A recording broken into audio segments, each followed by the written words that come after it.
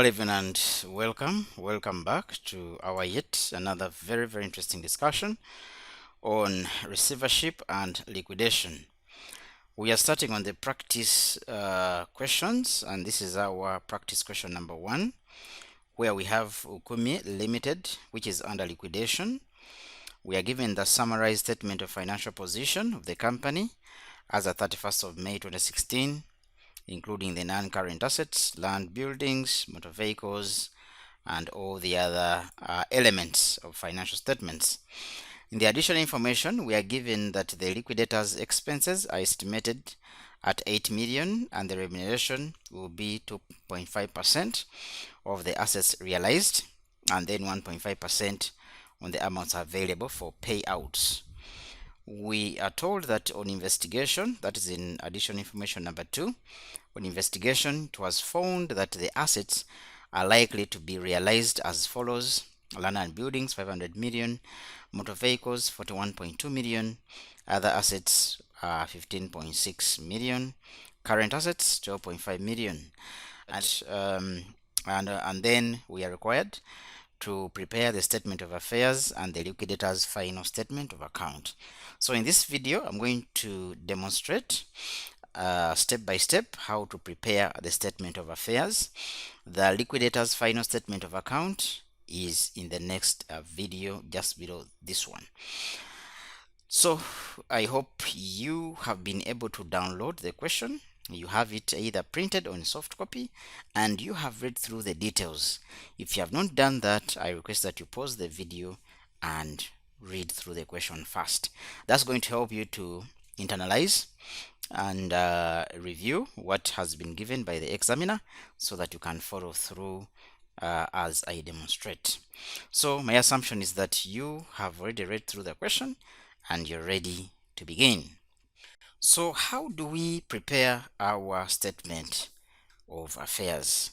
Now what you need to note is that the statement of affairs, or the format of the statement of affairs, is given in the Companies Act 2012, which is consistent with the Insolvency Act of 2011. So you ought to show the titling and the nature of titling, and here you can see I am capturing the title as given under the Companies Act or as required by the Companies Act.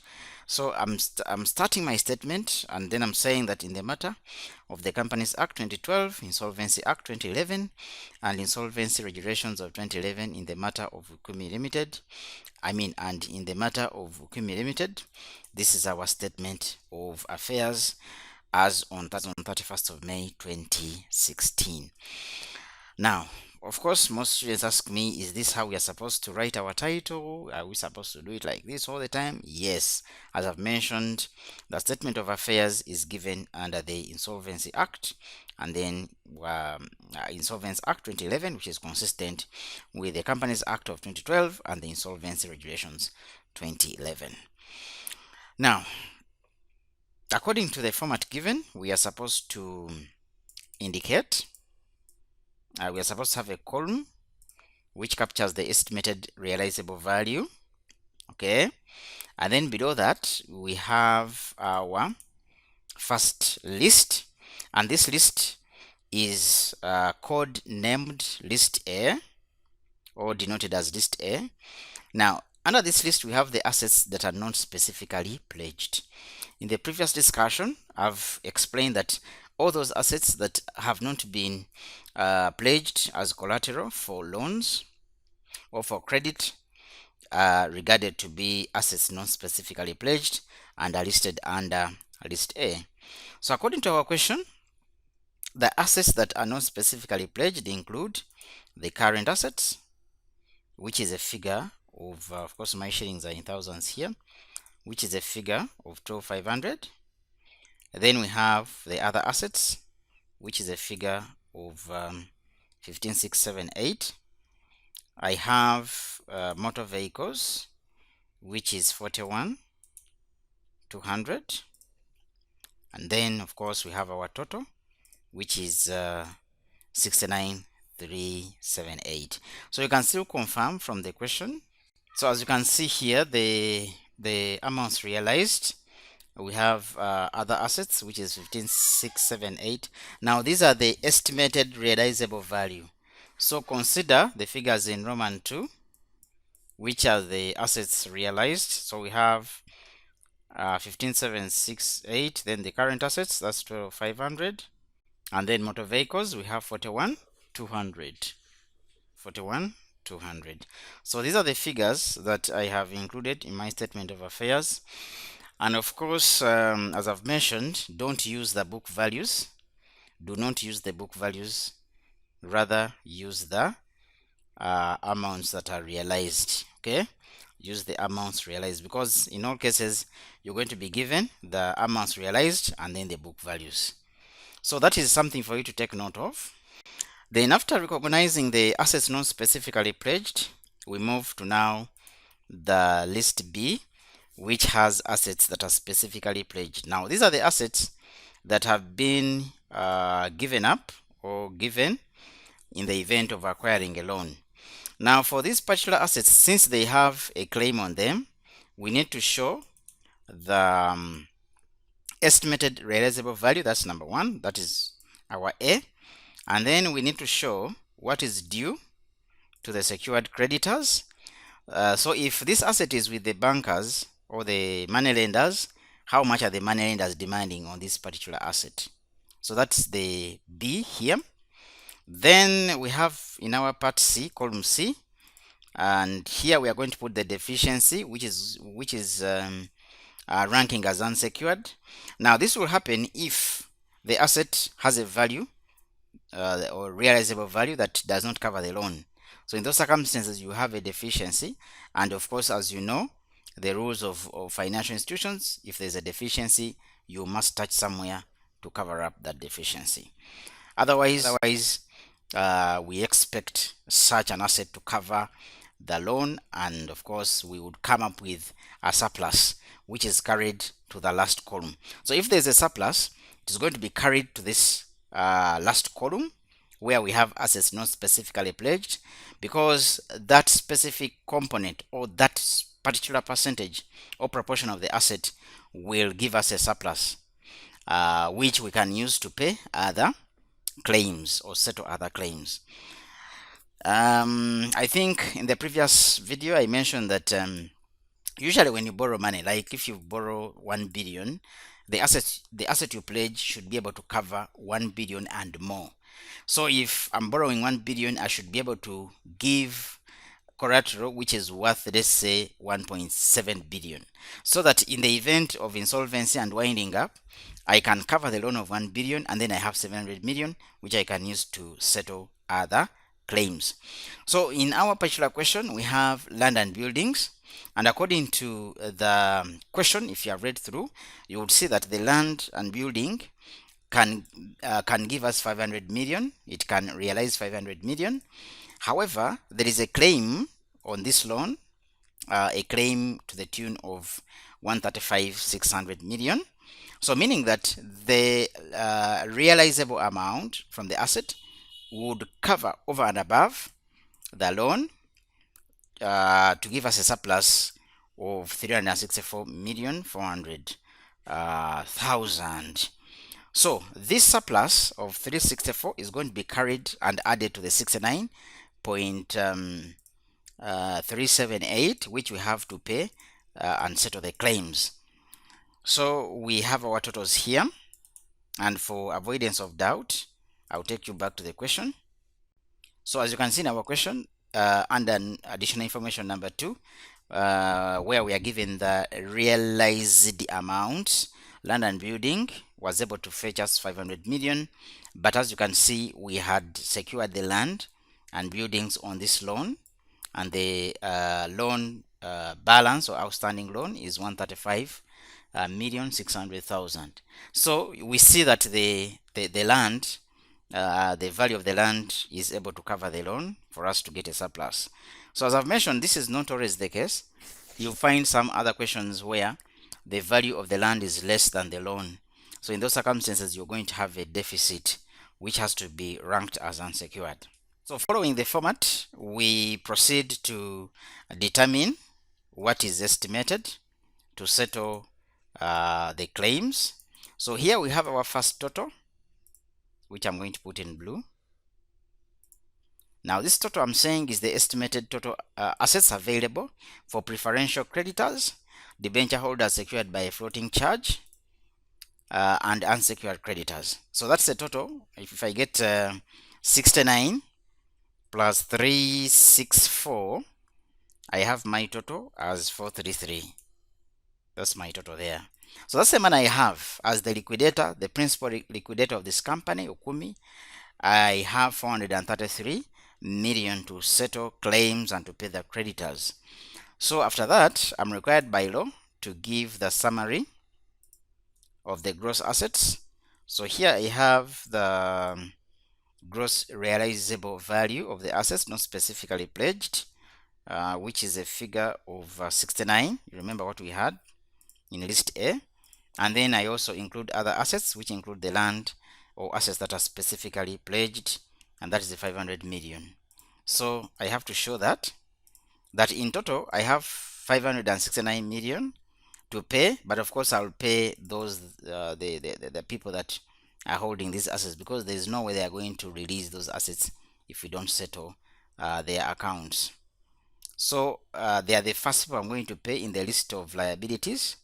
This is for purposes of being transparent.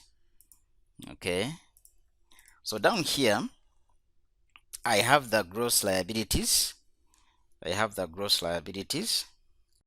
So I'm going to begin paying. I'll begin with the secured creditors, the bank loan, because these guys, I have to clear them so that they release the property, the title. So their amount, their gross liability is 135.6, which is the first amount of money I'm going to pay out of the 569, as I mentioned. Then next I have the preferential creditors, who I have indicated in working number 1. Alright, so here in my working number 1, I have a list of those that I believe are preferential, including taxation, that is URA. I need to pay URA 18.9 million, because these ones are designated as preferential. The next I have accrued wages. These are the employees. These are also preferential. That is a wage of 210, to the tune of 210. So the total preferential creditors are 228, and this figure is the one that I carry here, 228, the gross liability for preferential creditors. Of course, I have to be neat to do. I could list them here, but in the event that there are so many, my statement of affairs will not be neat. So it will be good if I create a schedule where I show how I arrive at that figure.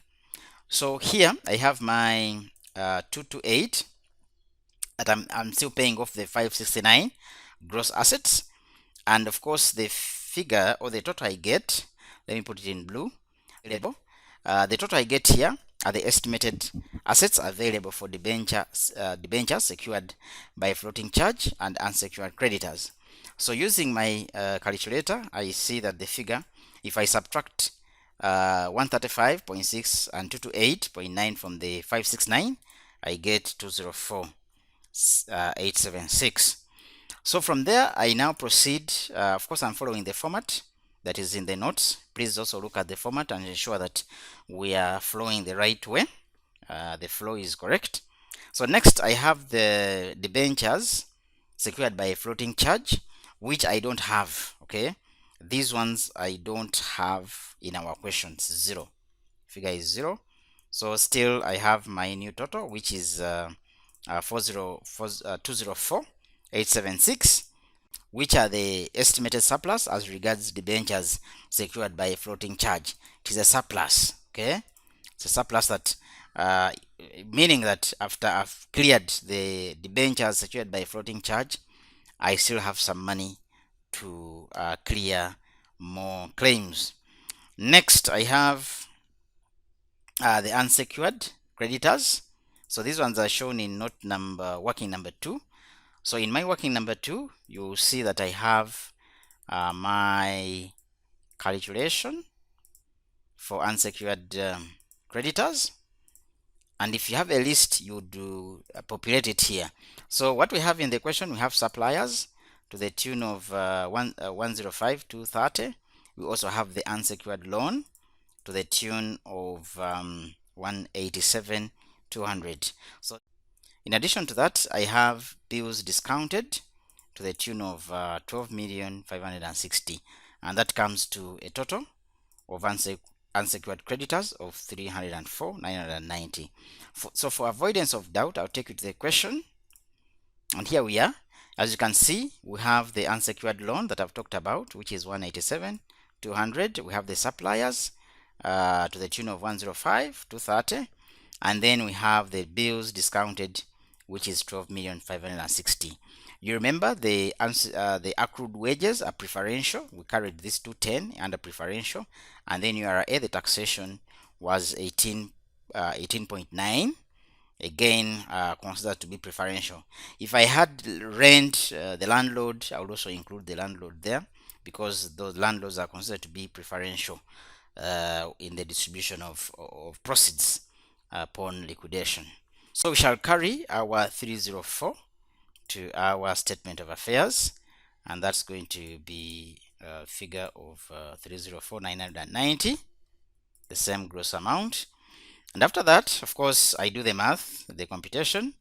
So the difference is the estimated deficiency as regards creditors, meaning that problems all started here. We failed to meet our obligations, especially when it comes to meeting obligations by preferential creditors, debentures secured by floating charge, and then the unsecured creditors. So that's where the deficiency now begins to grow. Of course, you know, I have to bring in the issued and called up share capital. These are some of the contributories. Ideally, they are supposed to be cleared if we have any residue. So that brings us to 100 million, which is this is the figure of equity, which is equity share capital that you see here as 100 million. So if that is also taken care of in our statement of affairs, you see that we come to a deficit or a deficiency, which I'll put in red, of 200,114, and that is what caused the entire collapse of our company or liquidation of our company. And the 200,114 is the estimated deficiency as regards contributories.